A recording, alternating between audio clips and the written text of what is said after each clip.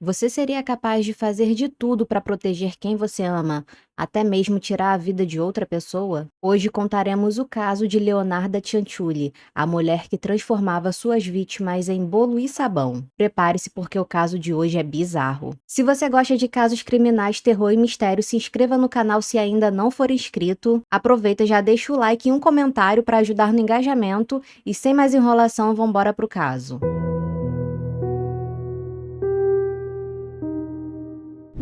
Leonarda Cianciulli nasceu na cidade de Montella, na Itália, em 14 de abril de 1894. Leonarda teve uma infância totalmente conturbada. Sua mãe, Emélia Dinolfi, abusava psicologicamente dela. O principal motivo para esses abusos é que Leonarda foi o fruto de uma violação. E na época, a mãe de Leonarda foi obrigada a casar-se com seu abusador. Mariano Cianciulli, pai de Leonarda, além de alcoólatra e desempregado, agredia e violava Emélia desde a gravidez até o seu falecimento, quando Leonarda tinha por volta dos seus 6 anos de idade. Agora viúva, Emélia casou-se com outro homem. Entretanto, ela e seu novo marido continuaram a negligenciar e abusar de Leonarda, além de viverem na extrema pobreza. Cansada de viver daquele jeito, Leonarda Cianciulli atentou contra a própria vida quando tinha apenas 13 anos de idade, tentando se enforcar com uma corda. Poucos meses depois, ela tentou tirar novamente a própria vida, mas sem sucesso. Ainda assim, sua mãe continuava a ignorá-la e maltratá-la. Quando estava entrando na fase adulta,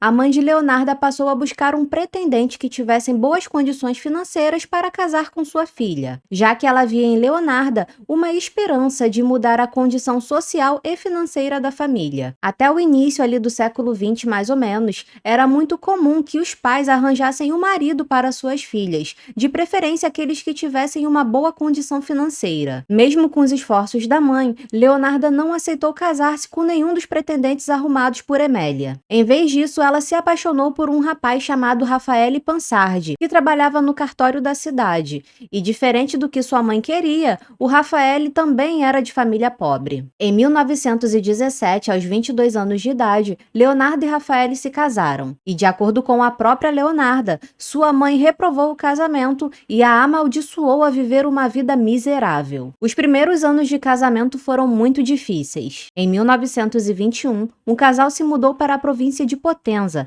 que era a cidade natal de Raffaele. Devido à frequente dificuldade financeira do casal, Leonarda passou a aplicar golpes no banco em que trabalhava. E em 1927, ela foi condenada por fraude e presa por um tempo. Mas em nenhuma das fontes menciona o tempo que Leonarda ficou presa. Após sair da prisão, Leonardo e o marido se mudaram para a província de Avellino. Em Avellino, Leonarda fez amizade com as famílias ciganas que moravam no local. Ela aprendeu a ler mãos e cartas e tornou-se cada vez mais supersticiosa. Até que no ano de 1930, um terremoto atingiu a região em que moravam, destruindo a casa da família. Por conta desse desastre, Leonardo e sua família se mudaram para a cidade de Correggio, localizada na província de Reggio Emília, onde Leonardo abriu uma pequena loja e se tornou muito popular, como uma mulher simpática e gentil, uma mãe amorosa e uma ótima vizinha. Durante seu casamento com Raffaele, Leonarda passou por 17 gestações,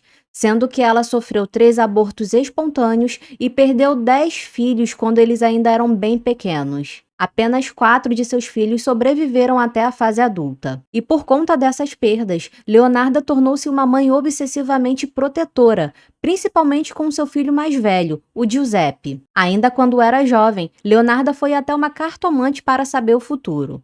Essa cartomante disse que ela se casaria, mas que perderia todos os filhos. E quando ela passou aquele período na comunidade cigana, durante uma leitura de mãos, uma cigana teria dito o seguinte para ela: "Na sua mão direita eu vejo a prisão, e na sua mão esquerda um asilo criminoso." E todo esse medo e obsessão que Leonarda tinha pelos filhos foi intensificado por conta dessas profecias que ela acreditava fielmente. Sem falar que ela também atribuía os problemas da sua vida à maldição que a mãe rogou quando ela casou-se com Raffaele. No ano de 1939, no auge da Segunda Guerra Mundial, Giuseppe, o filho mais velho e favorito de Leonarda, foi convocado para o exército italiano. Desesperada, Leonarda se convenceu de que teria que sacrificar inocentes para garantir a sobrevivência do seu filho durante a guerra. Leonarda então elaborou um plano macabro: atrair mulheres solteiras que não tivessem parentes próximos e que possuíssem bens ou dinheiro. Bom, alerta de gatilho, porque a partir de agora eu vou contar com detalhes os crimes cometidos por Leonarda.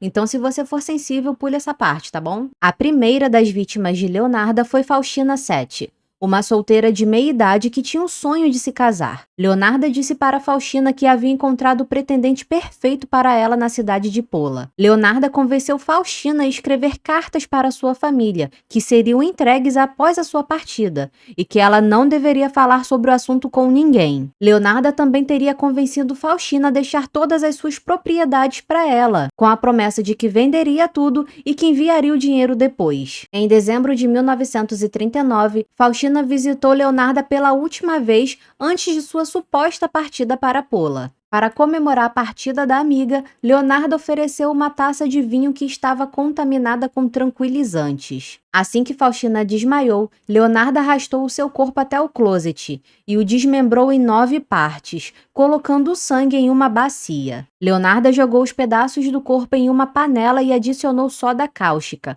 até que as partes se dissolvessem em uma massa espessa e escura. Leonarda despejou essa mistura em baldes e os esvaziou em uma fossa de esgoto. Quanto ao sangue na bacia, Leonarda esperou que coagulasse, para secar no forno e misturar com farinha, açúcar, chocolate, leite, ovos e margarina para fazer um bolo. E o mais bizarro é que Leonarda, além de comer o tal bolo, ela oferecia para as visitas que iam na sua casa e para sua própria família. A segunda vítima foi Francesca Soave, uma professora solteira de meia-idade que procurava uma oportunidade de emprego. Leonarda enganou Francesca dizendo que tinha encontrado uma oportunidade para que ela trabalhasse como professora em um internato feminino em Piacenza. Assim como a primeira vítima, Leonarda repetiu exatamente as mesmas ações, para que Francesca não dissesse nada, deixasse as cartas por escrito para os familiares e lhe deixasse seus bens. No dia 5 de setembro de 1940, Francesca visitou Leonarda pela última vez. O modus operandi foi o mesmo. Leonarda dopou a vítima com uma taça de vinho com tranquilizantes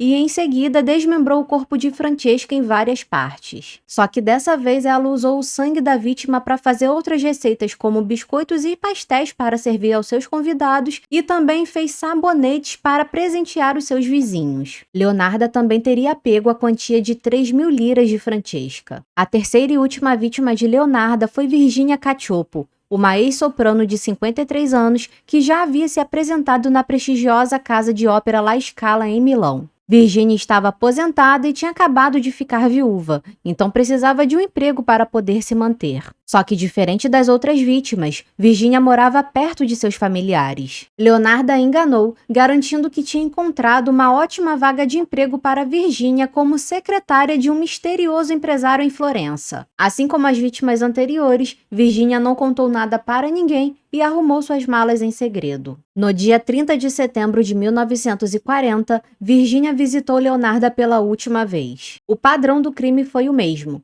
com a diferença de que Leonarda usou os restos mortais de Virginia para fazer sabão em barra para presentear os vizinhos. Ela também fez bolo com o sangue da vítima e, em uma de suas declarações, disse que esse teria sido o bolo mais doce que ela já comeu em toda a sua vida. Leonarda teria obtido a quantia de 50.000 liras, além de joias e propriedades de Virginia. Os desaparecimentos das vítimas de Leonarda Cianciulli poderiam ter passado despercebidos, se não fosse pela cunhada de Virginia, a Albertina Fante. Albertina desconfiou do desaparecimento repentino de Virginia e foi até a polícia. Virginia foi vista pela última vez pela cunhada Albertina, que a viu entrar na casa de Leonarda. Logo, a polícia começou as investigações. Inicialmente, Leonarda negou as alegações, usando sua reputação como boa vizinha e mãe de 4 filhos a seu favor. A polícia então passou a desconfiar de Giuseppe, o filho mais velho de Leonarda. Com medo do que pudesse acontecer ao seu filho, Leonarda confessou em detalhes o que havia feito com as vítimas. Os investigadores descobriram títulos e alguns pertences das vítimas escondidos em sua casa.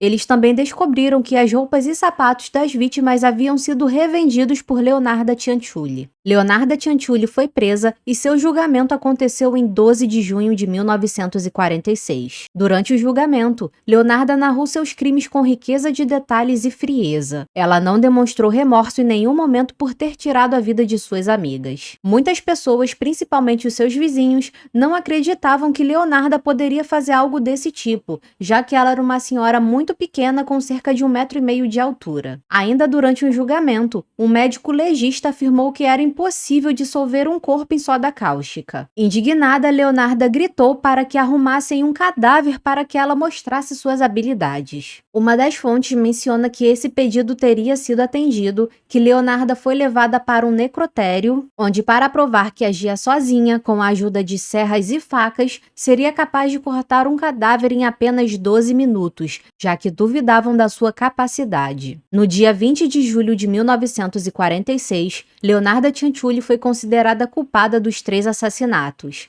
Ela foi sentenciada à hospitalização durante 3 anos em um asilo criminal, além de mais 30 anos de prisão. E o mais bizarro dessa história é que a profecia que Leonarda tanto temia havia se cumprido. Leonarda Cianciulli faleceu aos 76 anos, vítima de um acidente vascular cerebral em 15 de outubro de 1970, no asilo de mulheres criminosas em Pozzuoli. Ela foi enterrada no cemitério de Pozzuoli em uma cova de indigente. No final do período de sepultamento, em 1975, nenhum familiar havia reivindicado seu corpo. Então seus restos mortais foram para o ossário do cemitério da cidade. Vários dos artefatos usados pela serial killer estão em exibição no Museu Criminológico de Roma desde 1949, incluindo a panela usada para ferver suas vítimas, o martelo, a serra, a faca de cozinha, os machados e o cutelo. Mais do que uma assassina, Leonarda se tornou prisioneira das próprias superstições,